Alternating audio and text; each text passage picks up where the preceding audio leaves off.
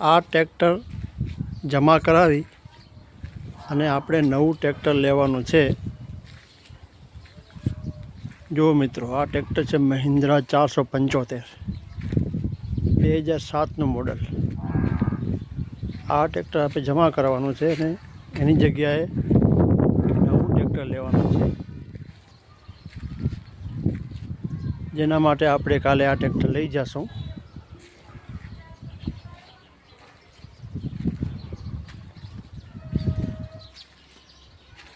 આ ટ્રેક્ટર સારું છે, હાલવામાં કોઈ પ્રોબ્લેમ નથી, પણ હવે ઘણું જૂનું થઈ ગયું છે,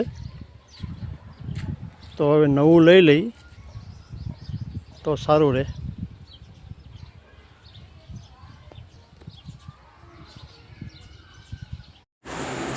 સવારમાં અમે નીકળી ચૂક્યા છીએ ભચાઉ જવા માટે, જ્યાં આપણે આજે ટ્રેક્ટરની ડિલિવરી લેવાની છે। આ ટ્રેક્ટર આપણે જમા કરાવશું, એના કેટલા રૂપિયા મળ્યા એ તમને આગળ વિડીયોમાં જણાવીશ, અને સામેવાળું ટ્રેક્ટર આપણને કેટલામાં પડે છે અને કઈ કંપનીનું ટ્રેક્ટર છે એ પણ હું તમને આ વિડીયોમાં જણાવીશ। તો વિડીયોમાં છેલ્લે સુધી બન્યા રહેજો, જેથી તમને જાણવા મળી જશે।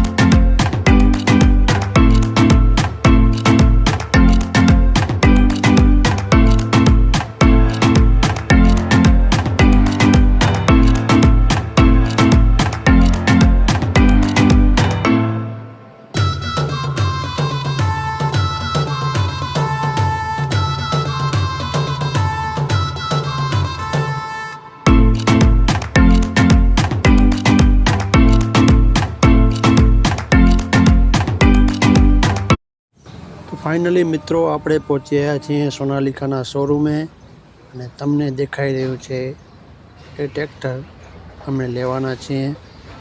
મિત્રો, આ ટ્રેક્ટર છે સોનાલિકાનું સિકંદર 42 HP-નું, જે 45 HP-ની કેટેગરીમાં આવે છે અને 45 જેવું જ તાકાતમાં છે। DI 740 સોનાલિકા। આ ટ્રેક્ટરની તાકાતની સાથે 5 વર્ષની વોરંટી સાથે મળે છે, અને રિવર્સ PTOની સુવિધા છે। ઓઇલમાં ડૂબેલી બ્રેક્સ આવે છે, અને હેવી ડ્યુટી માઇલેજની એ લોકો દાવો કરે છે। સાથે સાથે આમાં પ્રેશરવાળું હળ આપણે હાંકી શકીએ છીએ, જે પ્લાવને ઉલટું સીધું કરવાનું આમાં ઓપ્શન છે। એ આપણે લાઇન ફિટ કરાવશું એક આની બાજુમાં, એટલે એ ઓપ્શન થઈ જશે। એનો ઓપ્શન લાઇન ફિટ કરવાનું નીચે આપેલું જ છે, એ વાલમાં ફિટ થઈ જશે। અને સાથે સાથે સાઈડ ગેર પણ આવે છે, અને ટ્રોલીનું અલગથી જ હાઇડ્રોલિક કરવાનું આવે છે। આ ટ્રેક્ટર અમને કેટલામાં પડ્યું એની વાત કરીએ તો 1,50,000ની કિંમત જૂના ટ્રેક્ટરની અમને આમાં બાદ કરવામાં આવી, જે અમે જમા કરાવ્યું છે મહિન્દ્રા 475 સરપંચ, અને એના પછી 5,40,000 વધારામાં અમે એમને આપ્યા છે। એટલે તમે ગણતરી કરો તો 7 લાખની આસપાસ અમને આ ટ્રેક્ટર પડ્યું કહેવાય। આમ તો 5,40,000 જ દેવા પડ્યા છે, કેમ કે ટ્રેક્ટરના પૈસા બાદ થઈ જાય છે, અને પ્લસમાં 5,40,000 એમાં પણ સરકારની, જે ગુજરાત સરકારની સબસિડી યોજના છે ટ્રેક્ટરમાં, એના 1 લાખ જમા થશે, એટલે આપણે આ 4,40,000માં ટ્રેક્ટર પડ્યું કહેવાય। તો મિત્રો, આમ જોવા જઈએ તો ટ્રેક્ટર આપણને સેકન્ડના ભાવે પડ્યું છે, કેમ કે સેકન્ડમાં પણ અત્યારે 4,40,000માં ટ્રેક્ટર સારામાં સારું નથી મળતું।